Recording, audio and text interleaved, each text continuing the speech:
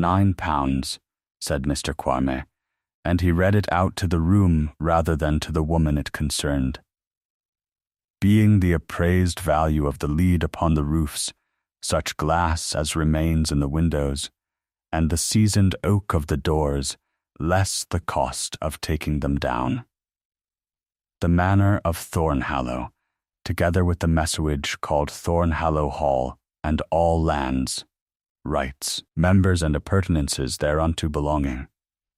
That, Miss Ferrers, is your portion. That is the whole of it.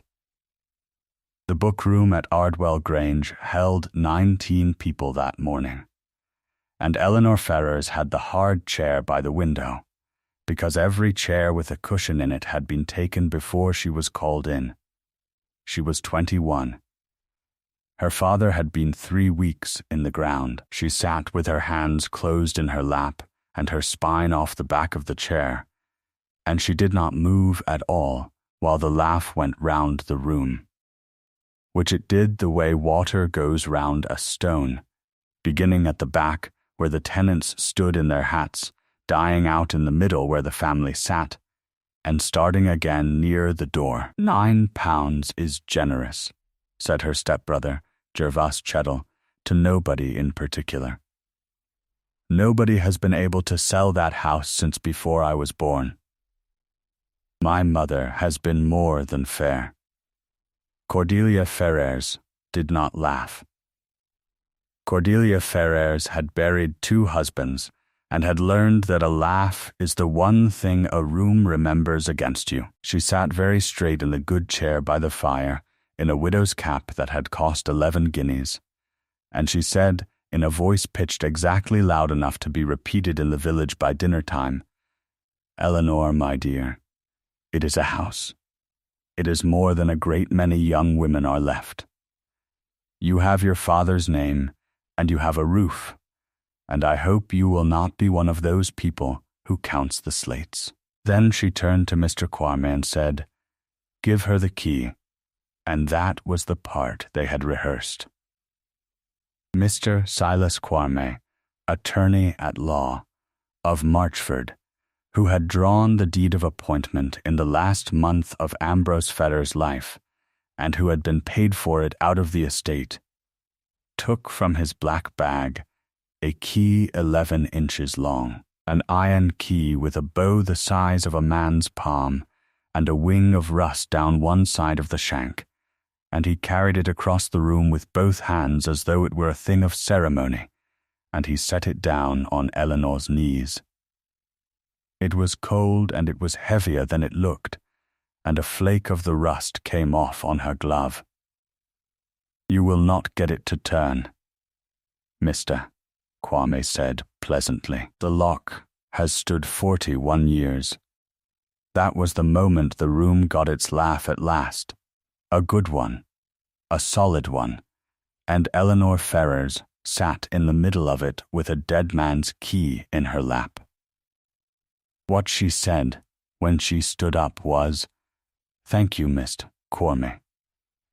Am I permitted to take my mother's workbox, or is that appurtenant to the Grange?' And Cordelia said, 'Don't be absurd, take the box,' and Eleanor took the box, and went out through the hall she had been born in, past the long case clock her grandfather had bought in 1791, past the 2 footmen who looked at the floor because they had known her since she could walk, and out under the portico into an April morning the color of dishwater.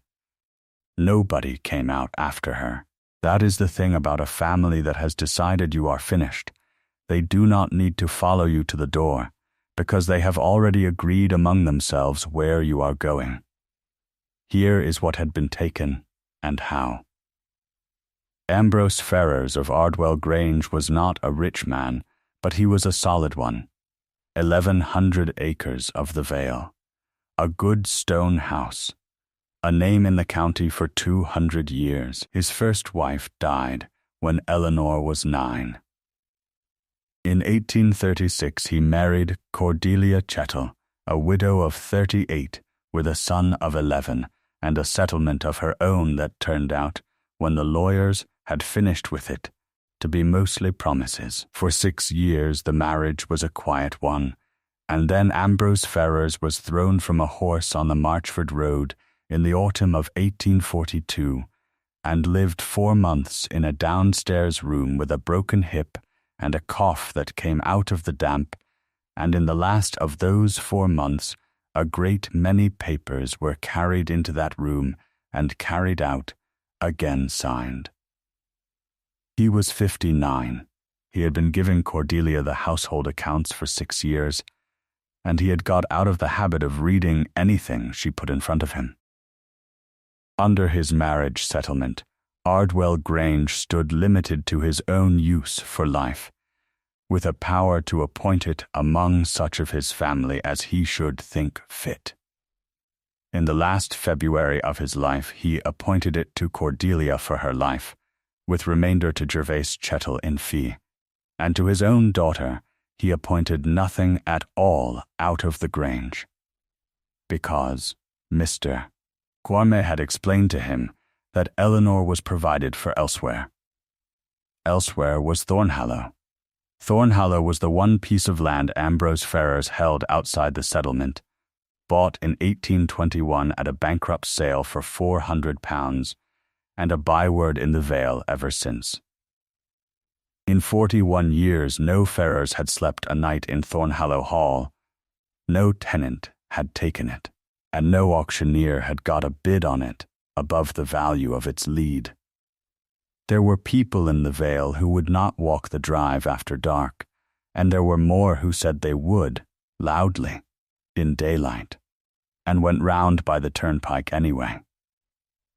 Ambrose Ferrers had kept the roof watertight in a bad-tempered, minimal sort of way, had paid the land tax on it every year without complaint, and had never once, in his daughter's hearing, explained why. So when the will and the appointment were read, the whole valley understood the joke at once, and the joke was not really that Eleanor Ferrers had been left a ruin. The joke was that she had been left the ruin and would now have to live in it, because there was nowhere else on earth for her to go. Her mother's people were dead. Her father's brother was a half-pay major in Madras. She had £90 of her own from a legacy, 1 trunk, 1 workbox, and 11 inches of rusted iron. A quick word before that door comes open. If you have got this far into Eleanor Ferrers' story, and you want the rest of it, take a moment and subscribe to The Duke's Undoing, because this is the channel where comfortable families and very great men find out, always a year or two too late, exactly what it was they handed away for £9. Now the house. She walked to it. That detail travelled further than anything else that spring, and it travelled because Cordelia Ferrers made certain the gig was wanted elsewhere that afternoon. It is 4.5 miles from the Grange to Thornhallow by the field path, up out of the water meadows and along the flank of Whetstone Bank, where the old lime workings lie in the turf like the sockets of teeth, and Eleanor Ferrers walked it in the last of the light, with her trunk sent on by the carrier, and a canvas bag over one shoulder, holding her mother's workbox. A loaf, a wedge of cheese, a tinder box, and 2 candles. She came over the shoulder of the hill at about 6 o'clock and stopped, because everybody stops there. Thornhallow Hall stands at the head of its own valley, with nothing behind it but rising ground, and it is 3 stories and 11 bays and gabled all along the front, and it was built in 1611 by men who wanted the whole vale to look up at it, and it has been doing exactly that ever since, whether anybody lives in it or not. The park wall was down in 3 places. The lime avenue had not been touched in half a century and had gone up into a black tunnel. The conservatory on the east front had fallen in on itself and lay in the grass as a long, low glitter of broken glass, and there was a cartwheel by the gate piers with 2 spokes gone. sunk to the hub in dead nettles. The sky behind the roof line was the flat white of a cold April evening, with no sun in it anywhere. And in the whole of that huge dead front, in the kitchen wing at the north end, one window was lit, and the light in it was orange, and it was moving. Eleanor Ferrers stood on the hill and looked at that one lit window for a long time. Then she went down the drive, because there was nowhere else to go, and she was 21 years old, and she had been raised to believe that the worst thing a Ferrers could do was hesitate where people could see it. The great key did not turn. It did not even go into the lock. The ward plate had rusted solid, and Eleanor stood at the front door of her own house in the dusk, knocking on it with the flat of her hand like a beggar. What answered her after a while was a bolt going back in the kitchen court at the north end, and an old woman with a rushlight in a horn lantern, in a stuff gown that had been turned twice, who looked at Eleanor for a long moment, and then said, "You will be Mr. Ferrers' girl." He said you had his chin. Her name was Bethia Sarn. She was 78 years old. She had come to Thornhallow Hall as a scullery maid in 1782, and she had never left it, and she had been keeping the kitchen fire in for 41 years in a house with no master. Because when Folke, Lord Ardwell, died in the November of 1802, nobody had ever come to tell her to stop. And because she said, quite reasonably, that a fire that goes out in a house like that one lets the wet into the flues, and then the ceilings come down, and then you have no house. She had 2 rooms, the great kitchen and the pantry off it. She had a bed, a table, a dresser with 11 plates on it, and a chimney corner.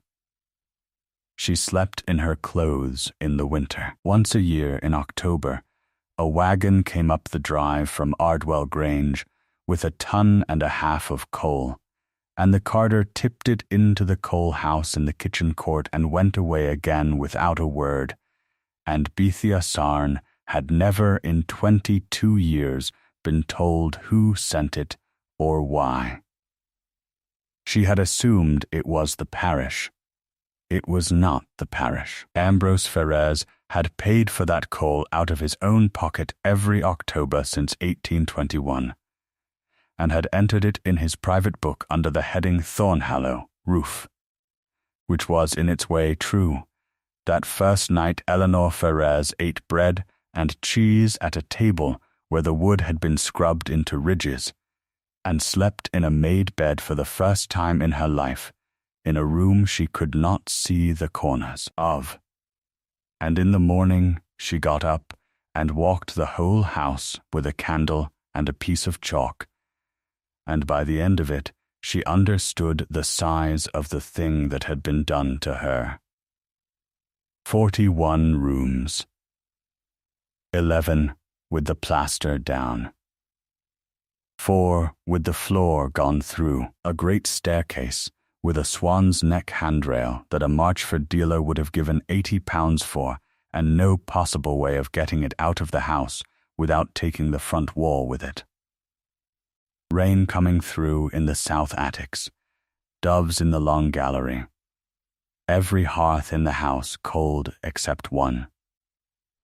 She wrote it all down in the back of her mother's workbox, on the paper that lines the lid, because she had nothing else to write on, and at the bottom she wrote the sum in her own hand, £90 and 11 inches of rust. The first year was arithmetic. That is what nobody in the Vale expected, and what nobody afterwards remembered. Eleanor Ferrers did not weep in a ruined ballroom, and she did not wait for anybody. She sold the swan's neck banister rail to nobody, because she would not, She sold 400 weight of scrap lead out of the fallen conservatory frames, which fetched £5.12, and she used it to buy slates and a ladder and the labour of a man called Peveril from the village who was out of work because the Duke's agent had put his family out of a cottage at Stye Cross. She and Peveril made 2 rooms, and the kitchen wing sound before the September rain. She took in plain sewing from Marchford at 9d. a shirt, which is the sort of detail the county repeated with great enjoyment. She went to church every single Sunday in a grey stuff gown with a mended hem and a crimson shawl that had been her mother's, the only strong colour in that building. And she sat in the Thornhallow pew, which was in the chancel, and she looked at the back of nobody's head, and she said good morning at the porch to every person who spoke to her, and to a number who did not. Cordelia Ferrers, when she heard about the sewing, said at a dinner at Caldbeck Park that dear Eleanor had always had an independent turn, and that it was a great comfort to see her occupied. That was the winter of 1843 into 1844.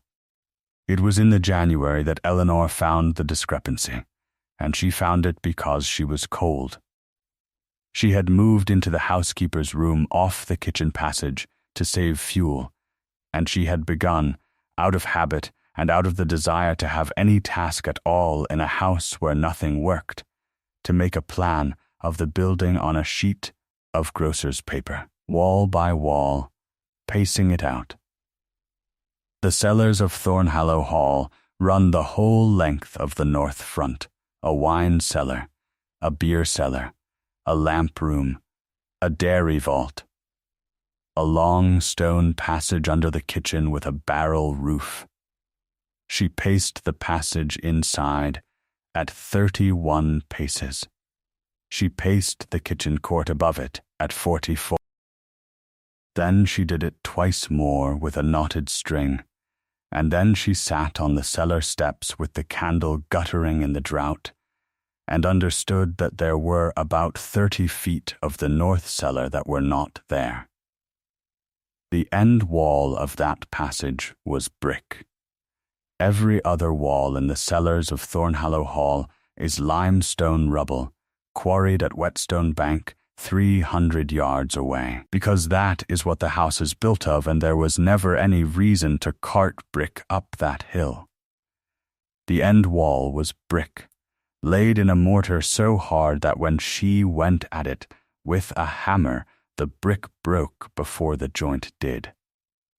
And it had been laid, she thought, by a man who was very good at his trade and in no hurry at all. She asked Bethia Sarn about it that evening, and Bethia Sarn, who had never once been asked, put down her knitting and told her. In the September of 1802, 3 men had come up from Marchford with a cart of brick and a cart of sand, a mason called Josiah Peck and his 2 sons. His lordship put them in the cellar and put a curtain across the top of the cellar stairs, and the servants were forbidden to go down, and they worked 11 days. His lordship went down to them every morning, and came up every evening white as the sand. On the last night he paid Peck in gold in the kitchen passage, in front of Bethia Sarn, who was 17 and carrying a can of hot water, and he said to Peck, "You will not speak of this." And Peck said, "No, my lord." And his lordship said, "Not to my son, particularly not to my son." Fulk Lord Ardwell was found dead in the library at Thornhallow 8 weeks later, on the 14th of November 1802, and the county said he had shot himself over the Ardwell Canal shares, and the coroner said it was his heart, and the house was shut, and his son, who was in Naples, never came home to it, and died in Naples. And the estate was sold to pay what was owing, farm by farm at Marchford in 1821. Bethia Sarn picked her knitting up again. "I have thought about that wall for 41 years, she said, "and I never said a word to your father, because your father never asked me a question in his life. He only sent the coal. It took Eleanor Ferrers and Peveril 9 days to get through that wall, working in the evenings after the roof work, because she would not have it done in daylight where the drive could see. They took it down a course at a time and stacked the brick, and she counted the courses, and on the 9th evening the crowbar went through into air, and the candle flame leaned into the hole and stood up straight and burned yellow, which meant the space beyond was dry. Behind the brick was a passage 7 feet long. At the end of the passage was a door. It was not a cellar door. It was a strong room door, iron, 4 inches thick, faced with brass that had gone the color of a green pond, hung on 3 hinges set in a stone frame, with a lock plate stamped by a maker in Wolverhampton and a keyhole the size of a thumbnail. Peveril put his lamp up to it and said, "That is a bank door, miss." And Eleanor said, "Yes." Then she went up and took down from the chimney corner the great rusted key that Mr. Silas Quarmby had laid ceremonially on her knees in front of 19 people, and brought it down and held it beside the keyhole, and it was 10 times too big, and she laughed for the first time in a year and a half, out loud, in a cellar, with a dead man's lock in front of her. They took the hinges. It was Peveril's idea, and it took 2 more nights, and a cold chisel, and the ruin of both their hands. The door came out of the stone frame at 4 in the morning on the 11th of February 1844, and went over on its face on the flags, with a sound that Bethia Sarn said she heard in her bed, and thought was the roof. And Eleanor Ferrers took her candle into the strong room of Thornhallow Hall, which was 11 feet by 9, stone vaulted, with a slate shelf all round it at the height of a table, and she found in this order an oak muniment chest banded with iron and marked A over 1611, the Ardwell plate, 41 pieces, in green baize bags, gone to powder, the silver black as a boot. 2 lead-lined tea chests holding 1,140 guineas in canvas bags, drawn out of Barnard's Bank at Marchford in the September of 1802, and never spent, and, on the slate shelf by itself, a japanned deed box with the lid unlocked, and a small brass key sitting on top of it, as though a man had put it down meaning to come back in the morning. The guineas were the least of it. That is the part the Vale never afterwards believed, and it is the whole of the story. 1,140 guineas is a fortune to a woman living on 9 pence a shirt. It was enough to roof Thornhallow twice over and keep her for the rest of her life, without another stroke of work. Eleanor Ferrers sat down on a lead tea chest, with the deed box open on her knees, and read until the candle failed, and then went up for another one and read until it was light, and by 7 in the morning she had stopped thinking about the guineas altogether. In 1798 Fulk, Lord Ardwell, being 3 years from the end of his money, had sold the farms of the Vale of Ardwell. He had sold them one at a time, and by private treaty over 18 months, 11 farms and a mill. And the conveyances were all there in the box, with the receipts pinned to them.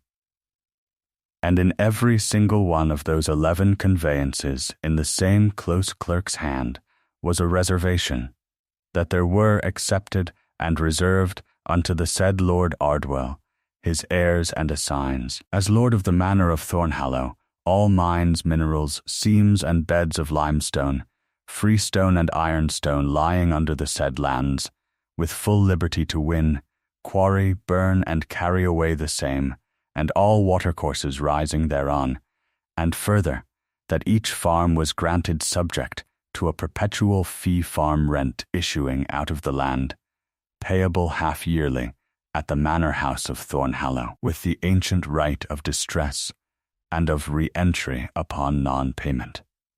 11 rents. The largest was on the home farm of a place then called Ardwell Bottom, and now called Ardwell Grange.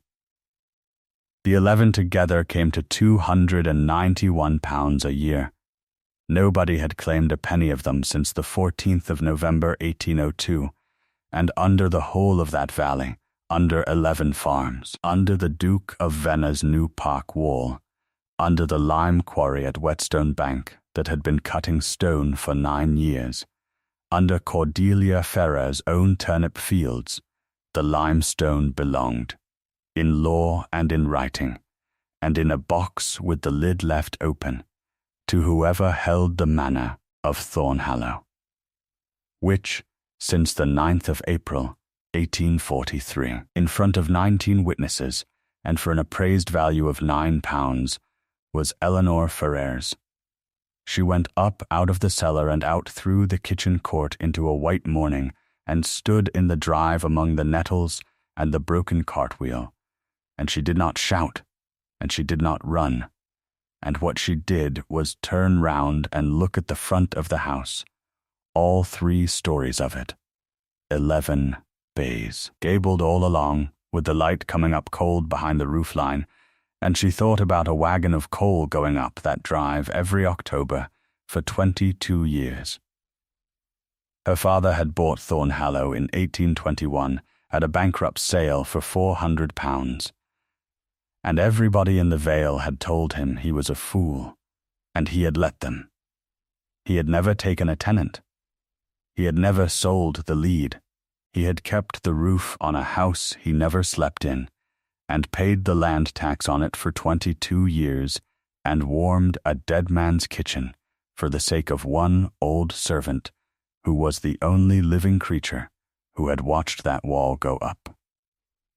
And in the last February of his life, with his hip broken and his lungs full, and Cordelia's attorney at the bedside, with the appointment ready to sign, Ambrose Ferrers had given away his house, his acres, his plate, and his name, and had appointed to his daughter the manor of Thornhallow, with all lands, rights, members, and appurtenances thereunto belonging. Rights, members, appurtenances. He had not been able to say it out loud, because Mr. Quarm was in the room, and Cordelia was behind the door, and a word from him would have had the appointment redrawn before the ink was dry. So he had said it the only way a dying man can say anything to somebody who is not yet in the room. He had put it in the deed, in the ordinary words that every attorney in England writes without reading, and he had let them all laugh at £9. She stood in the drive for a while. Then she went in and told Bethia Sarn to make up the fire in the housekeeper's room, because she had letters to write. The first letter went to Mr. Bartholomew Rook of Marchford, who was 61, deaf in one ear, disliked by every good family in the county, and the best conveyancer between there and the assize town. He came out to Thornhallow on a hired horse in the sleet, expecting a young woman with a grievance, and Eleanor Ferrers sat him at the kitchen table with a candle, and put the 1798 conveyances into his hands one at a time, and after the 4th one Mr. Rook stopped reading aloud. He read the rest in silence. Then he took his spectacles off and said, "Miss Ferrers, does anybody else know this?" And she said, "Bethia Sarn knows there was a wall. Peveril knows there was a door. Nobody alive knows what is in the box." And Mr. Rook said, "Then for the love of God, let us keep it that way until Michaelmas, because if you serve one notice now, you will have every attorney in 3 counties inventing a lost deed by Lady Day." What followed took 19 months, and it was not dramatic, and it was the entire victory. They enrolled the 1798 conveyances and the muniments of the manor. They got office copies. They found the counterpart deeds in the strong rooms of the purchasing families, where they had lain unread in every case, because a fee-farm rent that nobody collects becomes, in 2 generations, a line that the family attorney copies forward without ever asking what it means. They took a proof from Bethia Sarn before a commissioner, at her own kitchen table, with her mark at the bottom of it, and it is a good deal of the reason the thing was never seriously fought. An unbroken witness, 79 years old, who had been in the passage when the mason was paid, and they said nothing to anybody.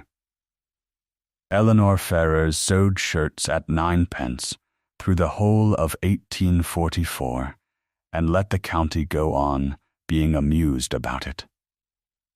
Meanwhile, the Duke of Venner was having the best year of his life. Hugo, Duke of Venner, was 44, was not a fool, and had done what the clever great landowners of the 1840s were doing everywhere. He had stopped being a rent collector and started being a company. 9 years earlier, his agent, Miss Absalom Teague, had opened the old lime workings at Whetstone Bank, and the Colbeck Lime and Cement Company now burned stone in 11 kilns at Stycross day and night. In 1845, the Duke floated the Vale of Ardwell and Marchford Railway, 11¼ miles of line to carry his own lime to the main road, and the shares went to a premium in a fortnight, because that was the year in which any man with a Duke's name at the head of a prospectus could have sold shares in a canal on the Moon. Cordelia Ferrers put £4,000 into it, which was every free shilling of the Grange, and some that was not free.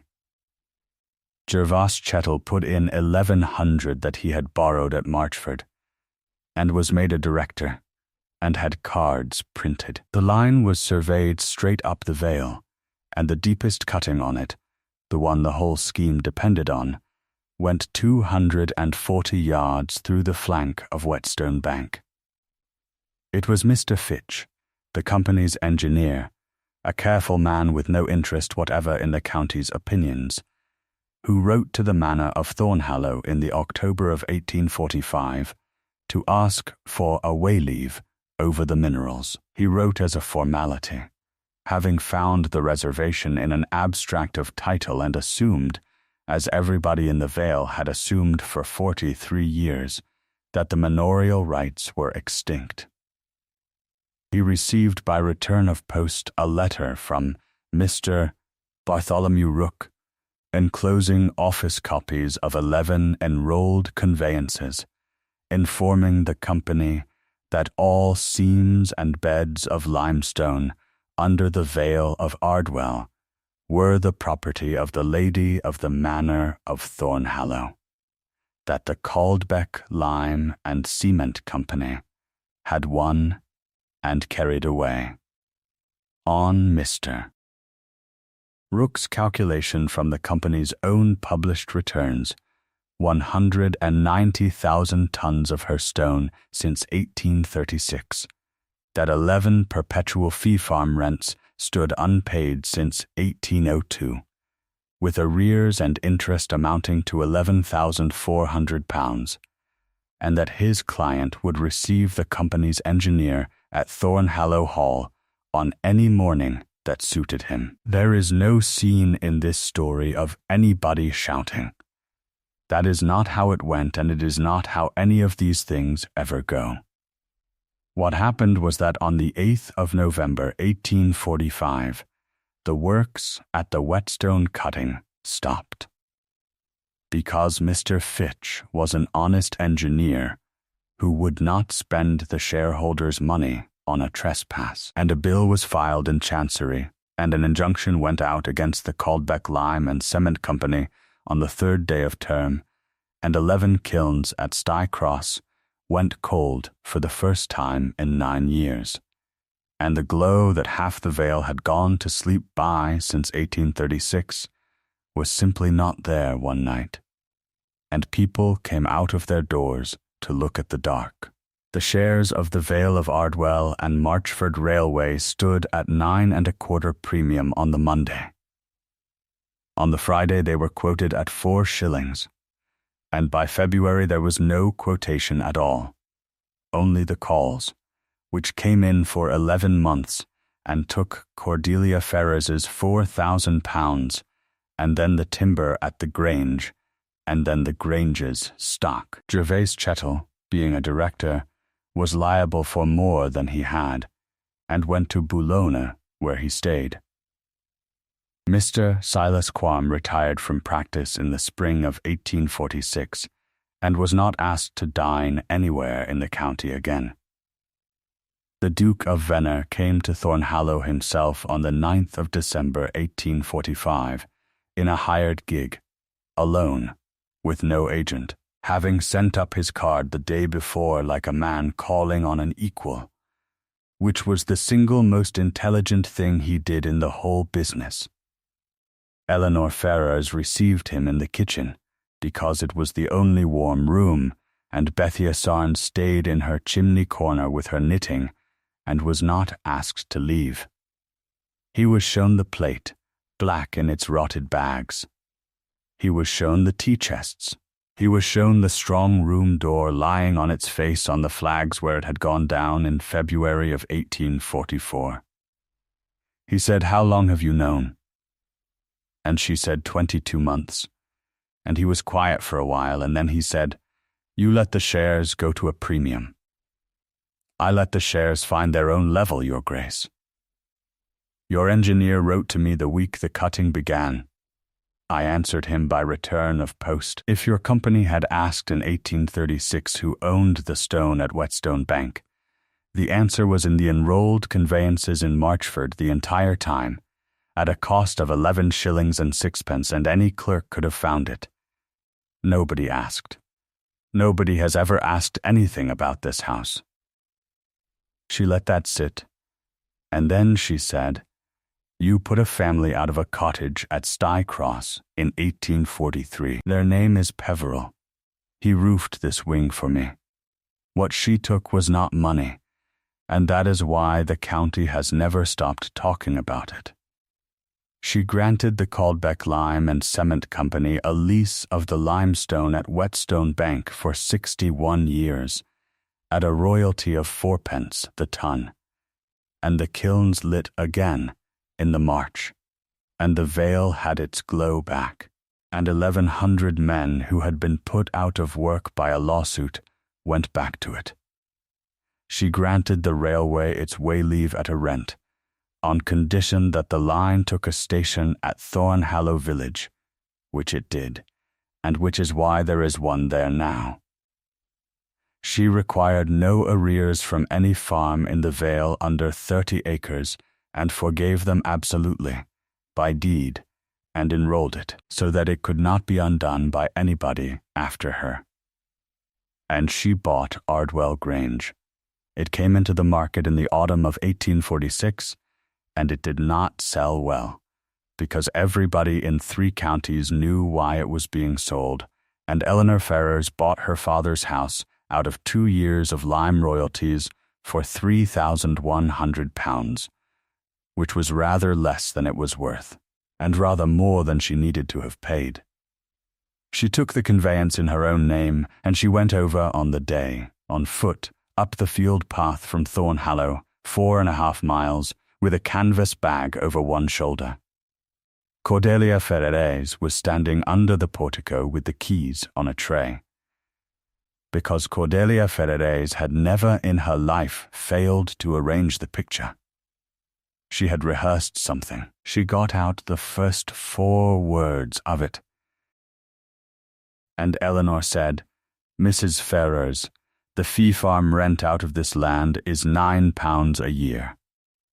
My father's appraiser valued my whole portion at £9. You will not be asked for the arrears."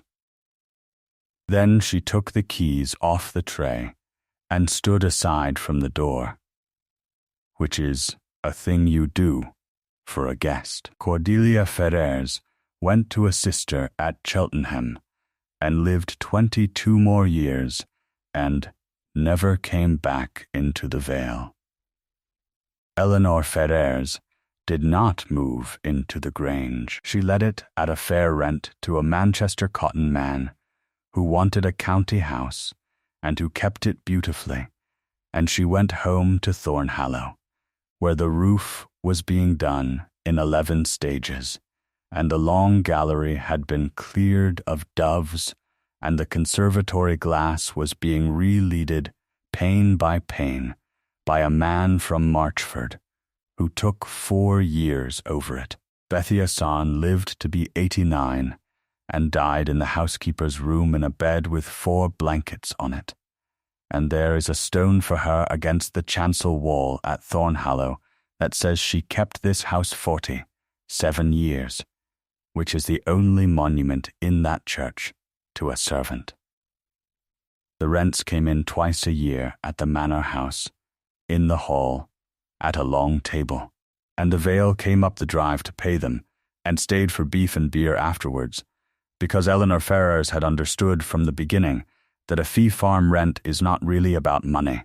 It is about who comes up whose drive. And every one of them, coming over the shoulder of the hill at dusk in the November audit, saw the same thing, Thornhallow Hall, at the head of its own valley. 3 stories and 11 bays, gabled all along the front, black against a white cold sky, with every window in it lit. The great iron key that would not turn hung on a nail by the kitchen fire until 1901. And the coal came up the drive every October, 1.5 tons, tipped into the coal house in the kitchen court for as long as there was anybody at Thornhallow to order it, and it was entered in the private book, in a woman's hand, under the heading her father had used, which was Thornhallow Roof.